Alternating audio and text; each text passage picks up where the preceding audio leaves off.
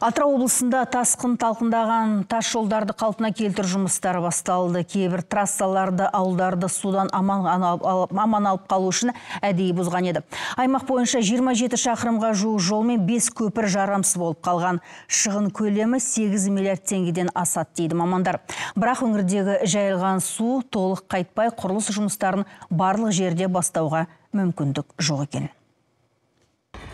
Атырау облысында тасқын кезінде республикалық маңызы бар жолдарды су басты. Алдымен Атырау-Ақтау жолы, одан соң Атырау-Орал, Атырау-Индер және бірнеше ауданаралық жолдар бұзылды. Есеп бойынша бұл шамамен 27 шақырымға жуық.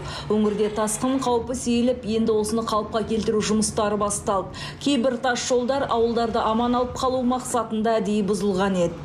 Осы жолды кеспегенде, мына 3000 халық, осы Сарыштың халқы тұрғыны суға кететін еді. Оның бәрін халықтың бәрі біледі, өздері соны сезінді, түсінді.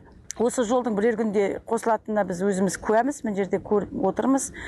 Бүкіл жағдайлар жасалып жатыр, ауданнан да, облыстан да, осы автоқазақ жолда келіп, өздерінің бүкіл техникаларын жауып, күні-түні осы жерде жұмыс жасап жатыр. Сондай-ақ тасқыннан аймақта 5 көпір бұзылған, оның екеуі Қызылқоға, екеуі Жылой ауданында, бірі Атырау қаласында. Жалпы өңірдегі су басқан жолдар мен көпірлерді жөндеуге 8 миллиард теңгеден астам қаржы қарастырылып жатыр екен. Бірақ су толық тартылмай, бұл жұмыстардың барлығын бірдей бастау мүмкін емес дейді жауаптылар. Атырау облысы бойынша барлығы 26-да 5 шақырым жол осы су тасқынынан бұзылған болатын. Оның ішінде 5 көпіріміз бар.